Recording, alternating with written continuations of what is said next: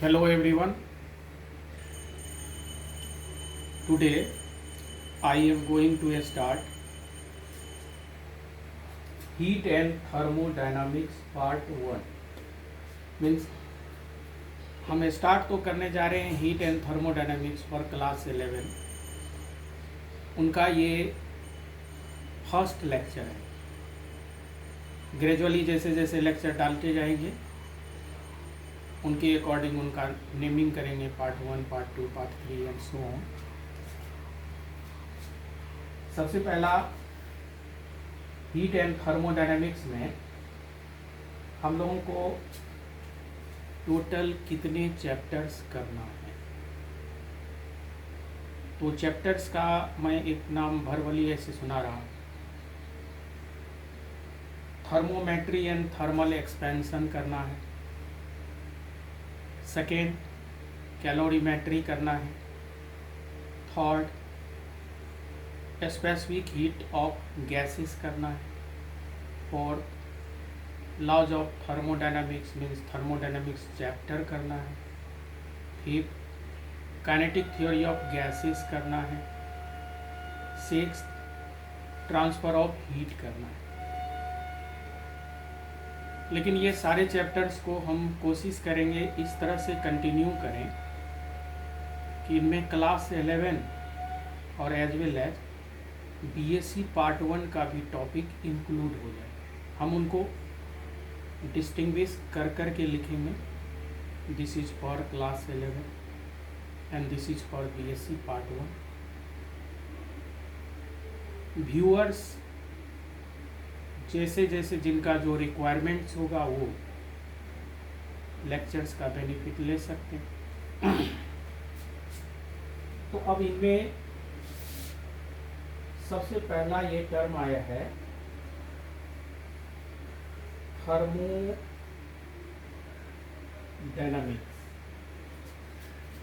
पहले मैं ये वर्ड को एक्सप्लेन कर रहा हूँ। थर्मोडायनामिक्स एक कंपाउंड वर्ड है। It is a compound word consisted of thermo plus dynamics। हालांकि थर्म का एक मीनिंग होता है मीन्स हीट एनर्जी। हीट का नाम लगभग स्टूडेंट्स सुना ही है, लेकिन इनका फिजिक्स में क्या एक्चुअल कंसेप्ट्स है, जब ये स्पेशल टॉपिक आएगा तो उनमें हम लोग उनके बारे में अच्छी तरह से डिस्कस करेंगे। और डायनामिक्स मीन्स होता है इन मोशन।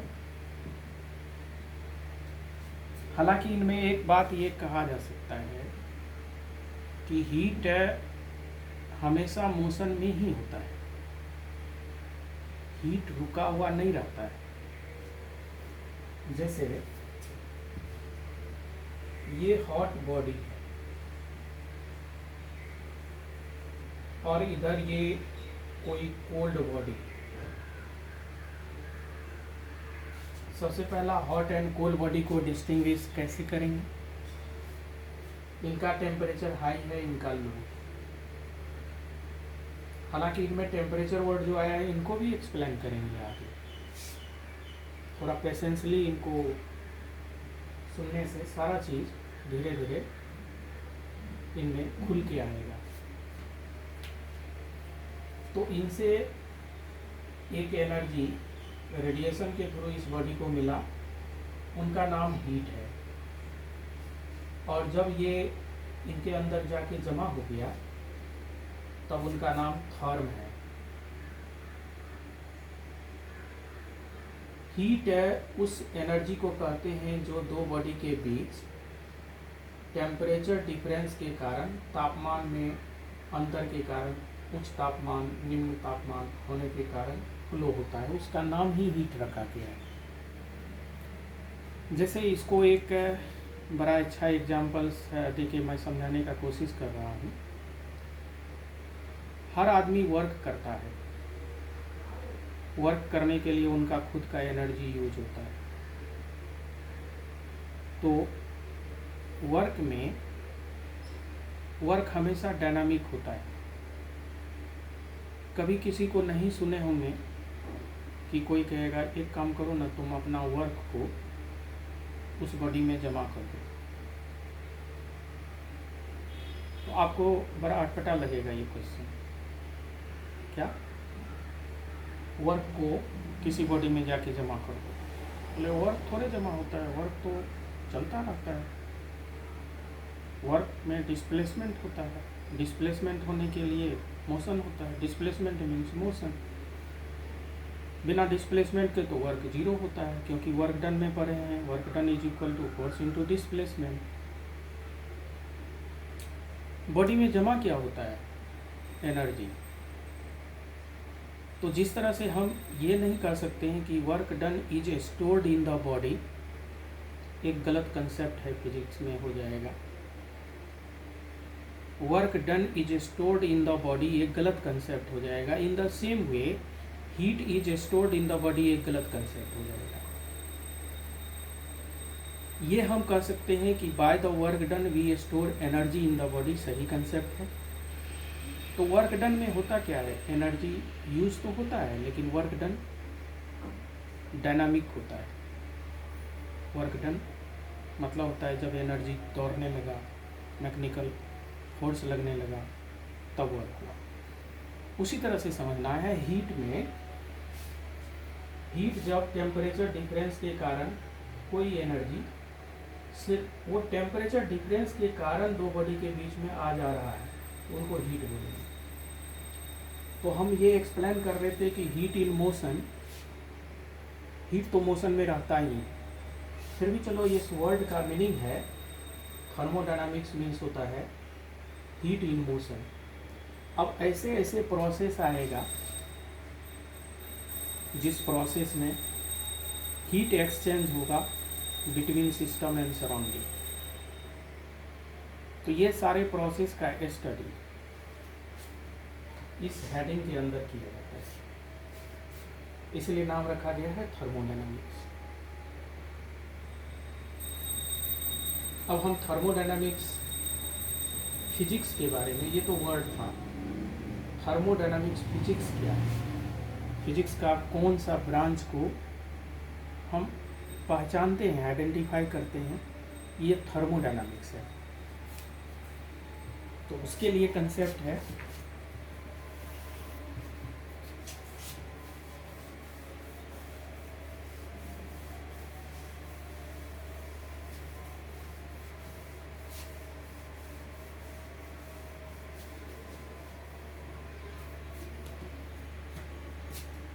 थर्मोडायनामिक्स।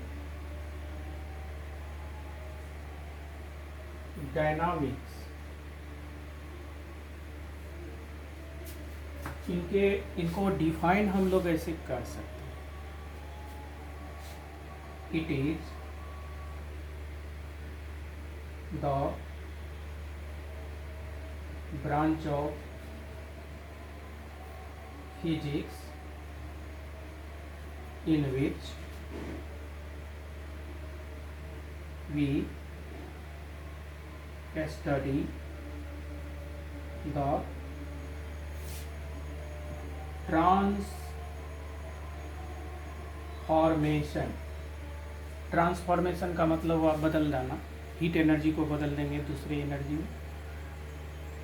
ट्रांसफॉर्मेशन का मतलब होता है बदल जाना, उसी का दूसरा वर्ड है in which we study the transformation or conversion of heat energy into other forms of energy। Other forms of energy का यहाँ मतलब हुआ हीट को छोड़ के बाकी एनर्जी, जैसे लाइट एनर्जी, जैसे साउंड एनर्जी, जैसे मैकेनिकल एनर्जी, जैसे केमिकल एनर्जी। हीट को छोड़ के अदर फॉर्म्स ऑफ एनर्जी में अगर बदलेंगे तो ये जो प्रोसेस है इसका नाम होता है थर्मोडायनामिकल प्रोसेस।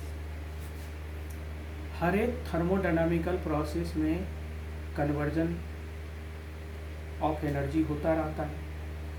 एक तरफ हीट रहता है, दूसरे तरफ अदर फॉर्म्स, या उनका उल्टा भी होता है, दूसरे फॉर्म ऑफ एनर्जी को हीट में बदलते हैं, एंड वाइस वर्सा। अब एक सवाल इसमें है, क्या हीट एनर्जी को अदर फॉर्म्स में जो बदलते हैं तो ऐसा तो नहीं होता है कि यहाँ हीट एनर्जी हम ला के रखे वो अपने आप बदल गया दूसरी फॉर्म में? ऐसा नहीं होगा। हीट एनर्जी को दूसरे फॉर्म ऑफ एनर्जी में बदलने के लिए बीच में कुछ इवेंट होता है, कोई ना कोई घटना होता है, कोई ना कोई स्टेप्स होता है, उसको हम लोग बोलते हैं मैकेनिकल स्टेप्स। तो अल्टीमेटली थर्मोडायनामिक्स में क्या है, heat energy and other forms of energy are associated with mechanical work done, ये भी कह सकते हैं। In this branch heat energy and other forms of energy are associated with mechanical work done।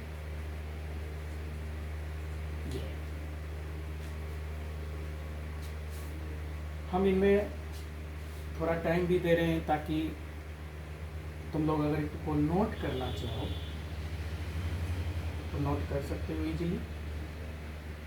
Thermodynamics branch का ये explanation है। अब thermodynamics जब हम लोग स्टार्ट करेंगे तो थर्मोडायनामिक्स में हर एक थर्मोडायनामिकल प्रोसेस को समझेंगे, एक्सप्लेन करेंगे, व्याख्या करेंगे, तो उसके लिए नियम होना चाहिए ना, लॉ होना चाहिए। तो थर्मोडायनामिक्स में 4 लॉ फ्रेम हुआ है। वो कौन कौन लॉ है? थर्मोडायनामिक्स जहाँ भी हम लोग स्टडी करेंगे ना तो उसमें तो लॉ नियम चाहिए ना। स्टडी करने का मतलब उनको समझना गहनता से, तो उसमें लॉज तो रिक्वायरमेंट है, उसी के हेल्प से तो एक्सप्लेन करेंगे। तो देन लॉज ऑफ थर्मोडायनामिक्स में है 0th लॉ, सेकेंड वाला का नाम है first law, then second law, then third law. Thermodynamics में ये 4 लॉज है और हम लोग थर्मोडायनामिक्स जो कंटिन्यू कर रहे हैं तो सारे लॉज को 1 बाय 1 पढ़ेंगे। लेकिन हमारे क्लास 11 के सिलेबस के लिए थर्ड लॉ नहीं है, ये 3 लॉ है। लेकिन फिर भी हम थर्ड लॉ डिस्कस करेंगे कहीं ना कहीं किसी पार्ट में। एक चीज़ इसमें ये पता होना चाहिए, अभी कोई लॉ को हम बिल्कुल स्टेट नहीं करने जा रहे हैं। अभी जस्ट हमारा हम लोगों का ये पार्ट 1 इंट्रोडक्शन है, समझने के लिए टर्म्स समझ रहे हैं, थर्मोडायनामिक्स में यूज होने वाले terms. Zeroth law, first law, second law define हो जाने के बाद आया जीरोथ। अब जब first law second law define हो चुका था, तब तक टेम्परेचर को डिफाइन नहीं किया गया था। फर्स्ट लॉ बन चुका था, सेकेंड लॉ बन चुका था। थर्मोडायनामिक्स में एक टेम्परेचर बहुत इंपॉर्टेंट कंसेप्ट है, और उस समय तक साइंटिस्ट, फिजिसिस्ट टेम्परेचर को डिफाइन नहीं किया था। बाद में उन लोगों को याद आया ये सारे चीज़ के लिए एक कंसेप्ट ऑफ टेम्परेचर तो होना चाहिए, और कंसेप्ट ऑफ टेम्परेचर के लिए एक लॉ बनाया गया। अब उस लॉ का नंबरिंग करना था, तो ये सभी लोगों को समझ में आ रहा था कि टेम्परेचर तो सबसे पहले डिफाइन हो जाना चाहिए था, फर्स्ट लॉ सेकेंड लॉ आने के पहले। लेकिन हम लोगों ने तो मिस्टेक कर दिया, फर्स्ट लॉ सेकेंड लॉ बना लिया, टेम्परेचर अभी तक डिफाइन नहीं किया। अब टेम्परेचर डिफाइन करने के लिए जो लॉ बनाएंगे तो उसका क्या नंबरिंग रहेगी, क्योंकि फर्स्ट लॉ सेकेंड लॉ तो हम लोगों का फ्रेम हो चुका है, दुनिया वाले जान चुका है फर्स्ट लॉ सेकेंड लॉ। अब उनको कहने जाएंगे देखिए फर्स्ट लॉ और सेकेंड लॉ जो है ना, उसका वर्जन अब चेंज कर रहे हैं, तो फिर बहुत जगह दुनिया वाले को प्रॉब्लम होगी, कोई सुन पाएगा कोई नहीं सुन पाएगा। तो इसके लिए एक नया लॉ चाहिए, और ये नया लॉ सबसे पहले होना चाहिए इन दोनों के पहले। तो फिर उनके पास ऑप्शन ही बच रहा था, जीरो, फर्स्ट सेकेंड थर्ड के पहले होता है, तो नाम दे दिया जीरोथ लॉ। तो इसमें लेकिन एक नॉलेज में रहना चाहिए, zeroth law has been defined after the definition of first and second law. Here, zeroth law has been defined after the definitions of first and second laws. हालांकि थर्ड लॉ उनके बाद आया था। तो ये लॉज ऑफ थर्मोडायनामिक्स है, इनको आगे हम लोग कंटिन्यू करेंगे, लॉज ऑफ थर्मोडायनामिक्स को। अब नेक्स्ट है, इसमें टर्म्स है, हमने पहले ही कहा इनमें टर्म्स हम लोग सीख रहे हैं, टर्म्स। तो हर एक जगह थर्मोडायनामिक्स जो स्टडी करेंगे तो उसमें एक वर्ड बड़ा कॉमन आएगा, थर्मोडायनामिकल सिस्टम, हर जगह ही है। तो पहले सिस्टम देखते हैं।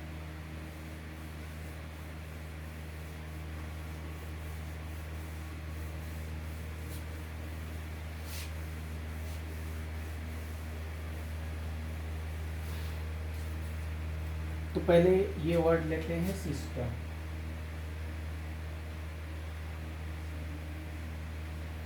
सिस्टम को बड़ा आसान शब्द में, इजी वर्ड में कैसे समझेंगे? सिस्टम होता है कलेक्शन, समूह ऑब्जेक्ट्स का, जो पहले से कोई ना कोई प्रेस्क्राइब्ड रहता है, मतलब निर्धारित रहता है। जैसे कोई क्लास है, वो क्लास 11 है, तो उसमें सारे स्टूडेंट्स 11 का ही बैठा है, क्योंकि उसमें टीचिंग ही 11 के लिए होगी। तो वो सारे स्टूडेंट्स का कलेक्शन एक प्रेस्क्राइब्ड हो गया, निर्धारित हो गया, इसीलिए उसका नाम पड़ गया